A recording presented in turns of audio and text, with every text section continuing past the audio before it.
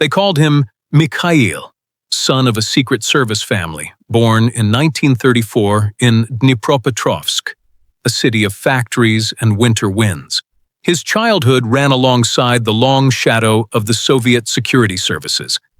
His father had served in the Cheka and military intelligence, and the language of secrecy and survival was as ordinary in the Lyubimov home as bread and tea. That inheritance shaped the boy who would grow into an operative.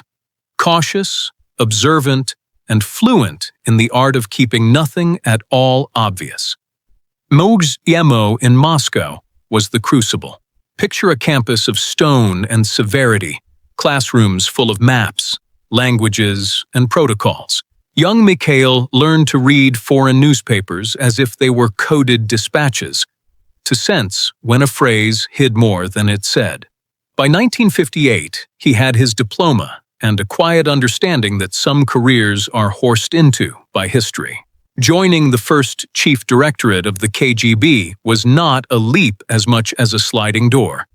He took the official cover of Diplomat, folded his life into routine and ritual, and prepared to step out into the gray theaters of the Cold War.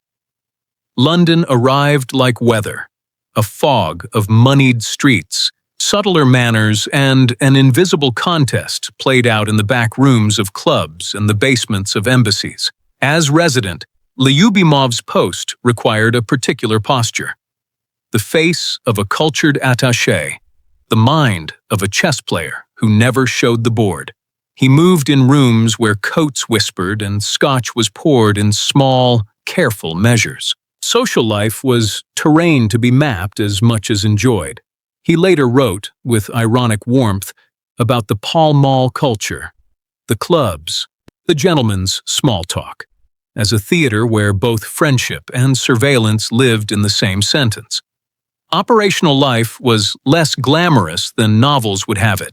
Long hours of waiting, small gestures that signified everything, a handshake, the rhythm of a cigarette, the pretext of an invitation to dinner. Lyubimov learned to read patterns, how a man's hesitation could betray loyalties, how loyalty could be bought and lost in the same conversation. Recruiting an agent was not a single cinematic confrontation, but many small calibrations, a favor returned, a secret hinted at, a regular presence that became a habit. He ran assets, checked their stories, stitched their lies into what they wanted to believe. Safety, money, ideology, a sense of being seen. Yet the Cold War's real theater was quieter than headlines. Bureaucracy gnawed at operations as surely as counterintelligence.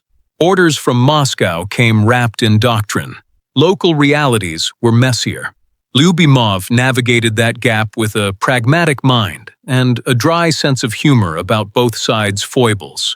He saw Western stereotypes of Russians, the bottle, the fanaticism, and he saw how Western intelligence caricatured itself back to Moscow.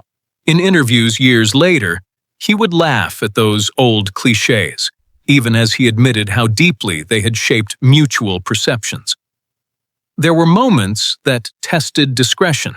Intelligence work is threaded with near misses, safe houses that squeaked at the wrong hour, whispered names that ricocheted into suspicion, cables that arrived late.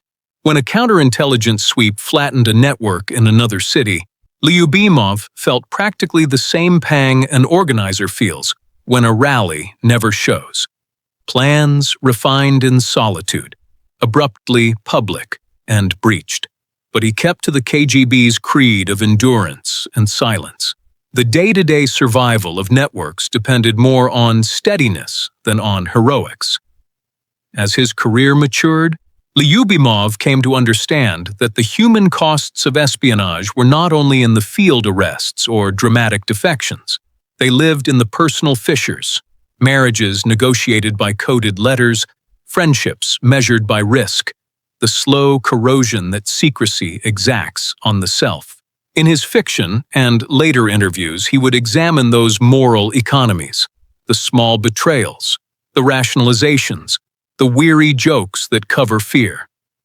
When his active service ended, Lyubimov did not step into exile or stage a public break. Instead, he folded his notebook into a different profession: writing. His novels and memoirs took the clinical materials of tradecraft and reframed them as human narrative. He transformed lockers of procedure into rooms where remorse, pride, and irony could be aired. In print, he offered honesty without recklessness, enough truth to crack open the myth, not so much as to endanger living people or operations. His public voice surprised Western audiences with its restraint. He mocked spy-genre clichés even as he acknowledged the craft. "We were not caricatures," he suggested. "We were ordinary men and women who had learned extraordinary patience." In interviews, he insisted that real espionage was rarely cinematic.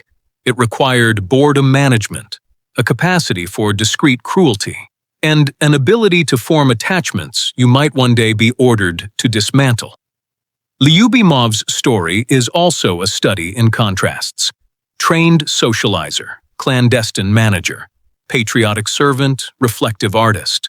He remembered London's gentlemen's clubs with the same affectionate precision that he reserved for describing how recruits were turned into responsibilities.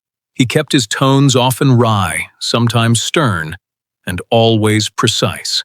A testament to a man formed by institutions that valued exactness and secrecy. One recurrent theme threaded through his later life: the attempt to humanize espionage without excusing it.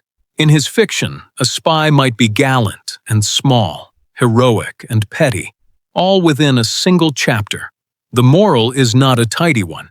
Those who served are usually both actors and casualties of history's backrooms. To read Lyubimov is to be asked to hold those two realities at once. And the final image, fitting for a life lived between the public and the hidden. An aging man at a desk, a bookshelf of both diplomatic histories and novels, a glass of Scottish whiskey within reach, and a pen scratching slowly as he recasts the strict ledger of a career into the messy ledger of memory. He does not claim martyrdom. He does not claim triumph. He writes instead to explain, to unsettle the comfortable myth and to offer a quieter truth: that espionage is human work, flawed, paradoxical, and intimately bound to the times that produce it. If there is drama in Lyubimov's life, it is not the melodrama of midnight escapes or explosive betrayals. It is the quieter drama of choices made in corridors, of loyalties folded into dispatches, of a man who learned to read foreign manners the way he had learned to read code. He left the service not in a stunt of flight, but by turning his experience inward, submitting it to fiction and memory. That turning, from operator to storyteller, is perhaps the truest escape he ever took. Note: this is a dramatized retelling based on Lyubimov's real-life biography and public statements, with imagined dialogue and scenes for storytelling. Core events and facts are drawn from public sources.